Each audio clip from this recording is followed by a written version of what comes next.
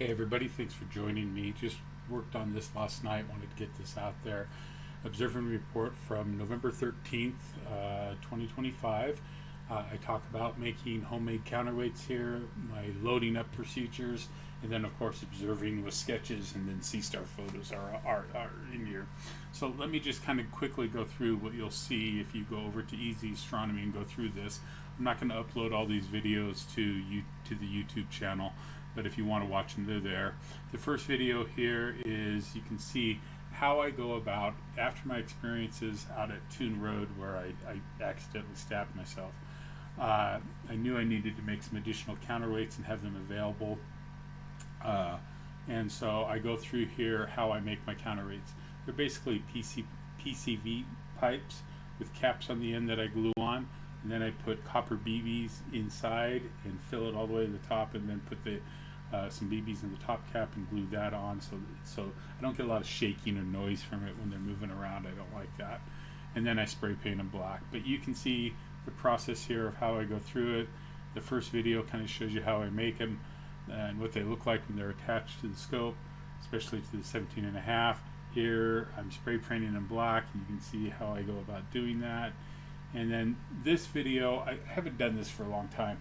I thought I would show how I load up this 17.5 into the back of the Subaru Ascent that I have and that I take observing. And it's a 15-minute video. You don't have to watch it. You can skim it if you want, whatever you want to do with it. But if you're interested in how I load up, this kind of just shows you the procedure I go about for loading up. And then the next couple videos is just me talking as I'm heading out and driving about the conditions, what I'm going to go after, my thoughts for the night.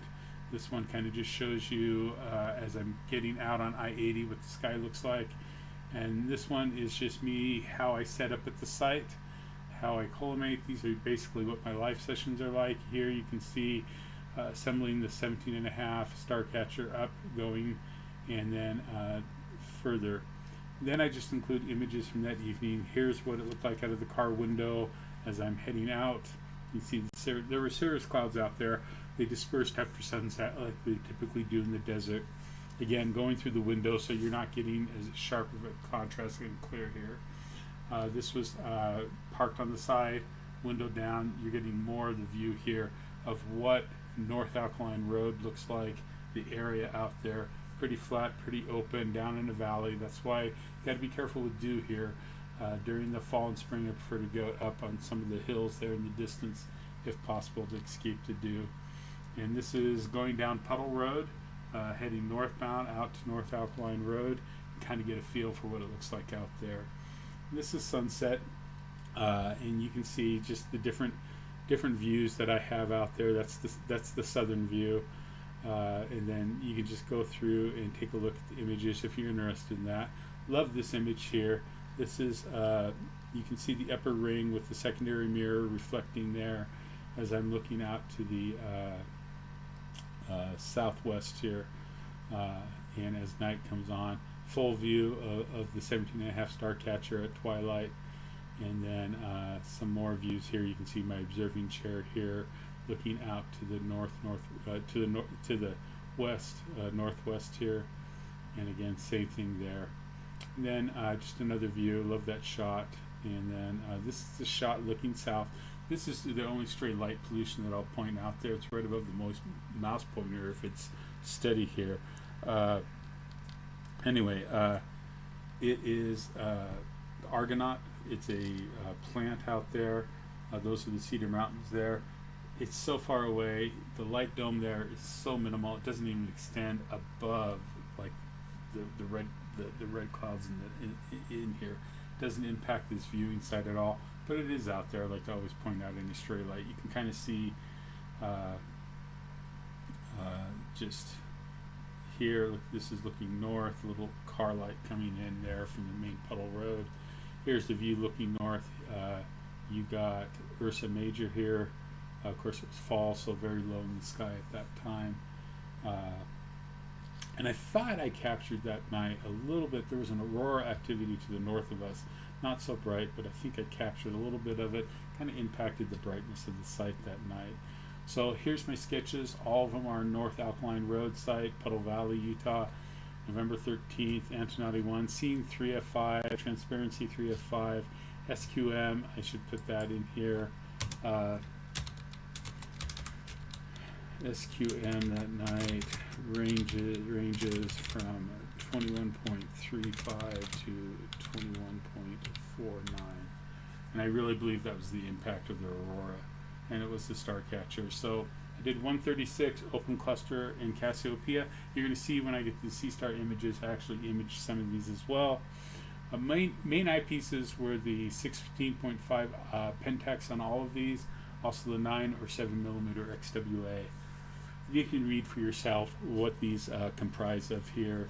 129, another open cluster. I spent the night in open clusters just because they're just a lot of haze down low, a lot of funkiness, and I just didn't. I had open clusters down to get off the checklist for sketching of the Herschel 400, which I'm doing, and so I just wanted to get them down and off the list. So here you can see 225, another open cluster in Cassiopeia. You can read about that. This is 381. There was a hint. I put the pastel chalk down here because there really was a hint of faintness of stars wanting to come out and peep out here. So beautiful little tight open cluster. And you see 457, the owl, beautiful open cluster here, and just captured it. Just wasn't going to, but I did because it was just a wow experience that night. And 436, another open cluster in Cassiopeia. 637, a small open cluster in Cassiopeia. And then I thought I would put this in here, and I just wanted to talk and share, and you can read the article. I call it the Sparkling Cities of the Night, why I love open clusters. A lot of times we're going after faint fuzzies, galaxies, nebula, planetary nebula, things like that, right? And we find a lot of them. But in my 17 and a half, even my 14 and my 10, and even, I'll be honest, even in a 4-inch refractor, open clusters are just beautiful objects, I think, to go after. An open cluster is a group of stars that formed out of the same giant molecular cloud that they came from. They share a birthplace that's common to them, and these stars are roughly the same age and have the same chemical composition to them. Unlike globular clusters, which are ancient, tightly packed spheres, and in the SeeStar I have one of those, orbiting the galactic core, open clusters are young. Most are only a few hundred million years old. Really, that seems very old, but in cosmic times it's very short. They're very loosely bound. They're held together by gravity, but eventually those stars are going to drift apart.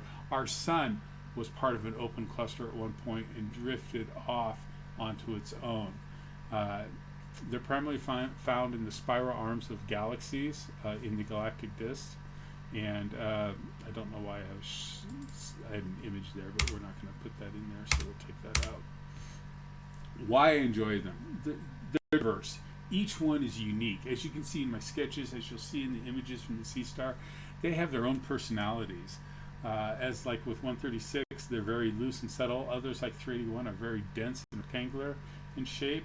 And there's shapes in the stars. You'll see patterns as you begin to observe open clusters.